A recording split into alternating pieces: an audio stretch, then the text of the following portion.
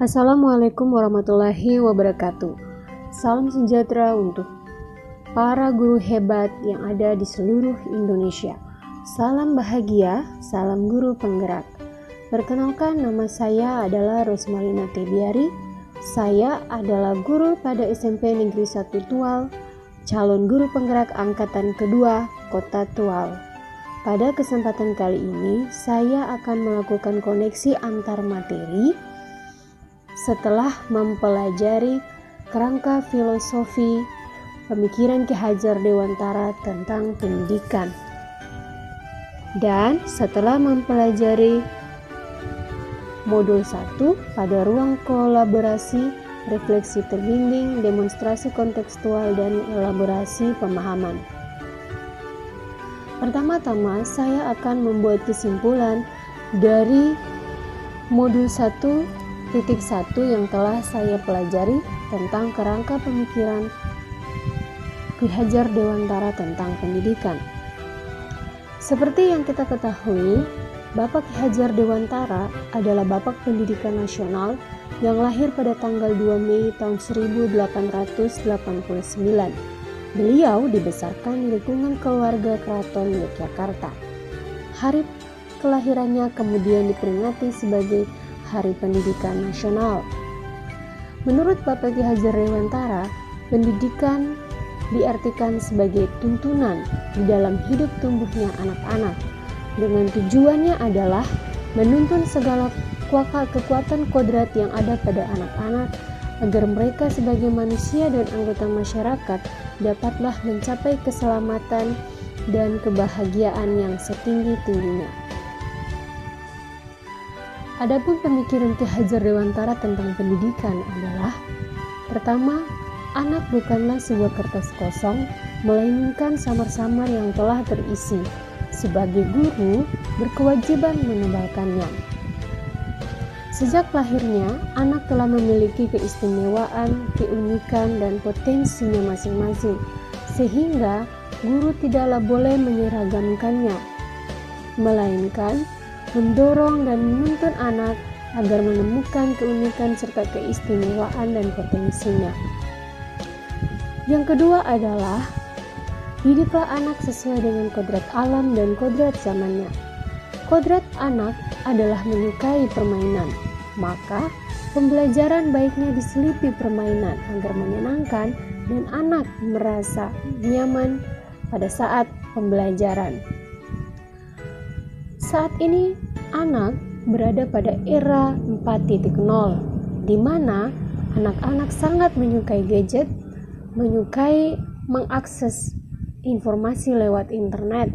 Sebagai guru, haruslah dapat memberikan kebebasan, namun tetap menjadi pamong untuk menyaring semua informasi yang diperoleh anak yang tidak benar atau hoax, sehingga anak dapat mendapatkan informasi yang baik.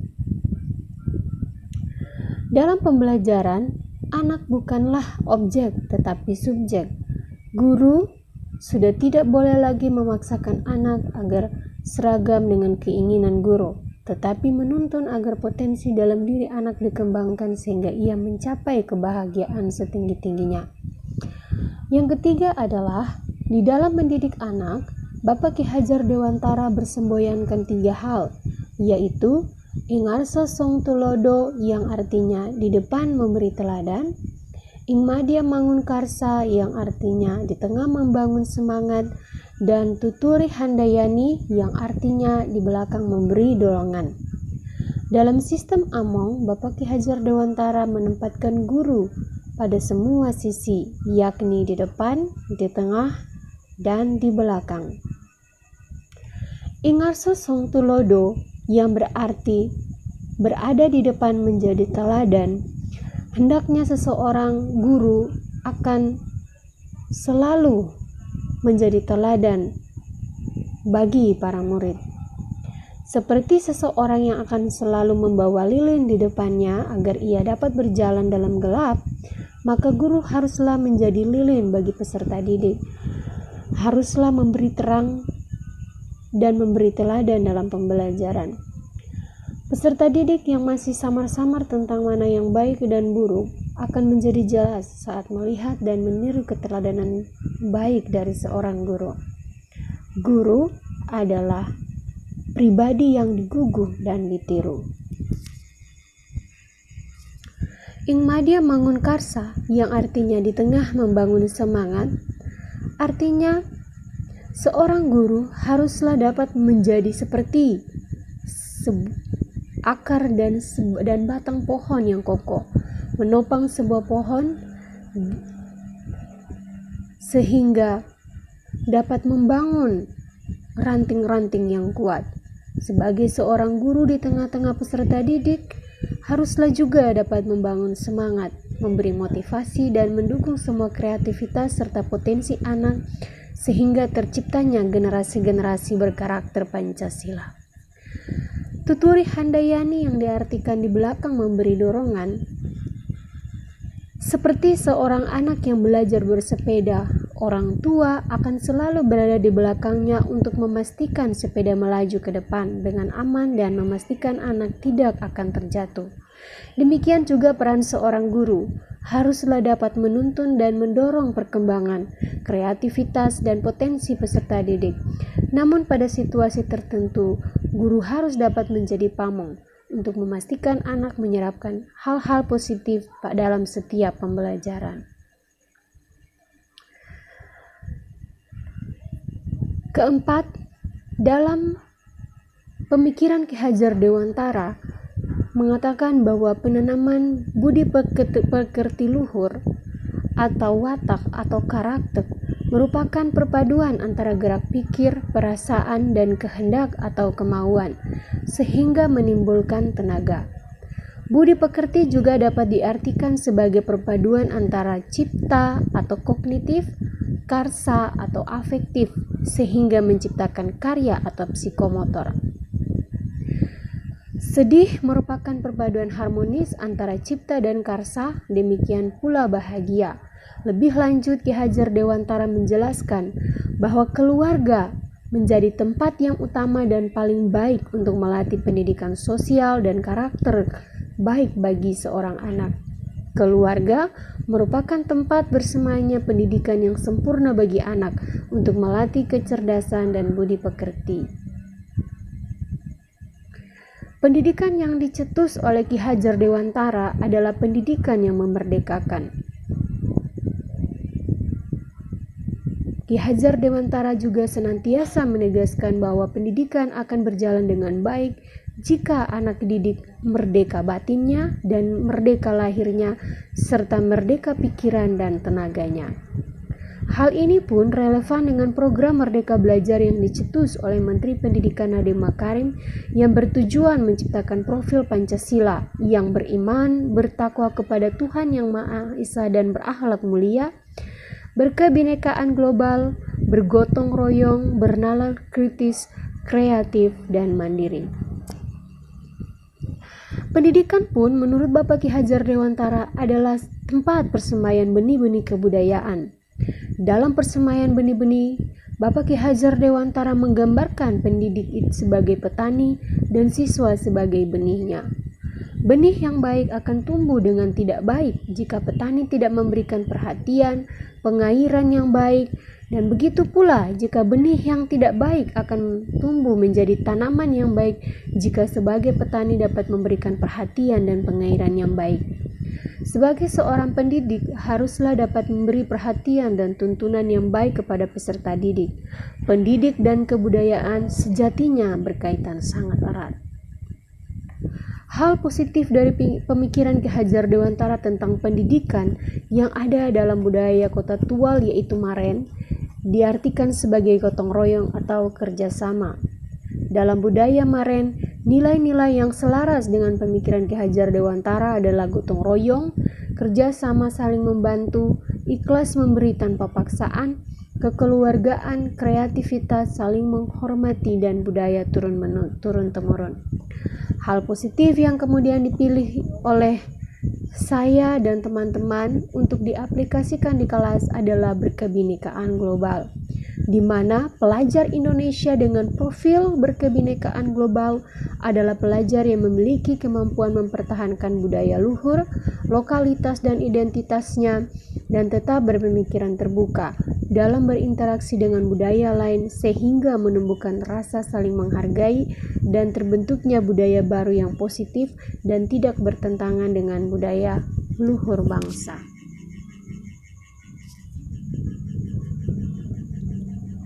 Demikian adalah ringkasan dari apa yang telah saya pelajari pada ruang kolaborasi, desain kerangka pembelajaran, demonstrasi, dan refleksi terbimbing. Selanjutnya, saya akan melakukan refleksi dari pengetahuan dan pengalaman baru yang saya peroleh pada saat mempelajari modul 1.1 dan perubahan pada diri saya yang saya alami serta apa yang akan saya praktikkan di sekolah. Pertama-tama saya akan melakukan refleksi dengan menjelaskan kondisi saya sebelum mempelajari kerangka pemikiran Ki Hajar Dewantara tentang pendidikan yang memerdekakan. Sebelumnya, saya berpikir bahwa sebagai guru, saya berkewajiban mentransfer seluruh ilmu saya kepada anak, sehingga anak menjadi mengerti, paham, dan semua anak memiliki ilmu yang juga sama atau seragam. Kedua, jika ada anak yang bolos dari kelas dan tidak mengerjakan tugas, itu artinya anak tersebut perlu diberi pembinaan karena menjadi anak yang nakal. Ketiga, guru yang menentukan cara belajar. Masukan dari peserta didik tidaklah penting bagi saya. Keempat, sebagai guru, saya adalah satu-satunya sumber informasi, sehingga pembelajaran masih berpusat pada guru. Kelima, peserta didik yang kompeten dilihat dari nilai-nilai pengetahuan dan mengabaikan minat dan bakat. Keenam, penilaian karakter dan budi pekerti bagi saya adalah tanggung jawab seorang wali kelas, guru agama, dan guru bimbingan konseling. Akan tetapi, setelah saya mempelajari kerangka pemikiran Ki Hajar Dewantara, saya menjadi paham bahwa yang pertama, anak dilahirkan dengan keunikan, keistimewaan, dan potensi mereka masing-masing. Sehingga sebagai guru, saya berkewajiban menuntun anak untuk mengembangkannya, bukan menyeragamkan setiap anak. Kedua, jika ada anak yang bolos atau tidak mengerjakan tugas, maka saya perlu merefleksi diri dan pembelajaran saya. Sudahkah pembelajaran saya membuat anak merasa nyaman dan menyenangkan? Atau sudahkah anak memahami konsep yang diberikan sebelum mengerjakan tugas? Ketiga, untuk memberikan rasa nyaman dan menyenangkan, saya perlu mendengarkan masukan dari anak dalam menentukan cara belajar yang nyaman bagi mereka dan metode apa yang menyenangkan. Keempat, dalam pembelajaran, saya hanya menuntun dan bukanlah satu-satunya informasi, sehingga saya harus memberikan kebebasan mengumpulkan ilmu dan pengetahuan dari sumber manapun. Namun dalam hal ini, saya tetaplah harus menjadi pamong bagi anak-anak, sehingga saya pun dapat menyaring hal-hal negatif atau hal-hal yang keliru yang dapat diakses oleh anak-anak. Kelima, untuk menumbuhkan kecakapan hidup dan budi pekerti yang baik, maka nilai pengetahuan hanyalah komponen terkecil, tetapi mengarahkan anak untuk menemukan bakat, minat, dan kompetensinya, serta memiliki budi pekerti yang luhur jauh lebih penting dari angka-angka di raport. Keenam, dalam mendidik, Bapak Ki Hajar Dewantara bersemboyankan 3 hal, yaitu ingarso song tulodo yang artinya di depan memberi teladan. Sehingga sebagai seorang guru, yaitu pribadi yang digugu dan ditiru, saya haruslah dapat memberikan teladan yang baik dengan masuk tepat waktu, dengan konsisten dan komit dengan apa yang saya kerjakan.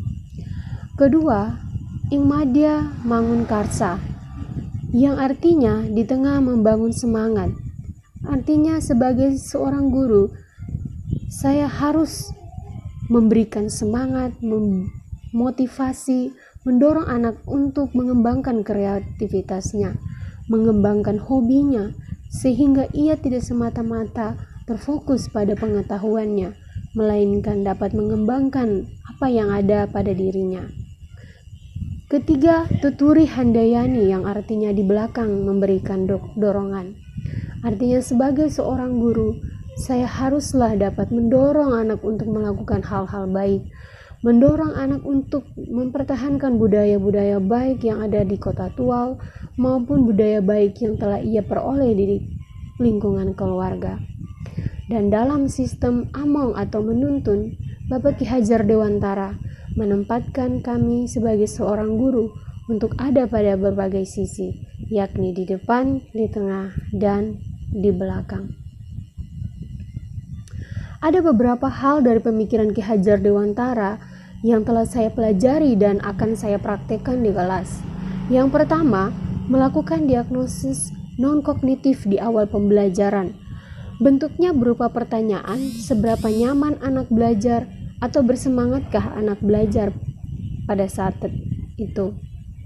Yang kedua adalah menentukan model pembelajaran yang menyenangkan bagi anak-anak, seperti pembelajaran kooperatif, di mana anak-anak diberikan kesempatan untuk berdiskusi, mengembangkan kemampuannya dalam berkomunikasi, bekerja sama, dan bergotong royong menyelesaikan dan memecahkan masalah, serta memberikan kepada mereka kemandirian untuk bertanggung jawab terhadap proses dan hasil dari pembelajaran. Hal ketiga yang akan saya lakukan adalah tidak memberi hukuman atas atau paksaan kepada anak, melainkan membuat kesepakatan atau komitmen bersama. Hal keempat adalah membuat ice breaking di tengah pembelajaran untuk mencairkan suasana. Bentuknya dengan mengajak anak bermain atau memperagakan sebuah gerakan.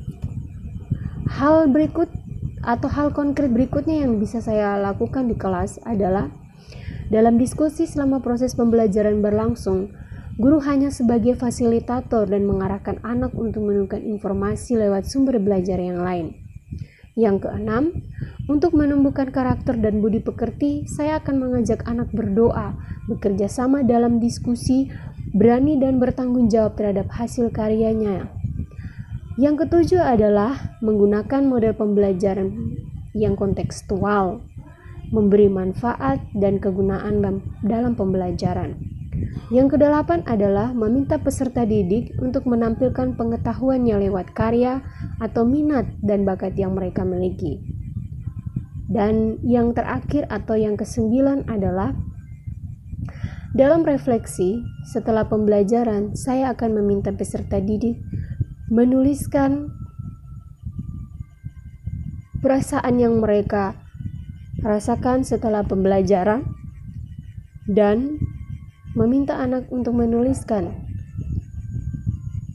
gaya pembelajaran dan metode yang mereka sukai untuk pembelajaran berikutnya. Demikian adalah kesimpulan atau ringkasan dan refleksi saya pada koneksi antar materi kali ini. Semoga kesimpulan dan refleksi ini memberikan pembelajaran yang baik bagi saya dan bagi seluruh guru di Indonesia. Sekian dan terima kasih. Salam bahagia, salam guru penggerak. Guru bergerak, Indonesia maju.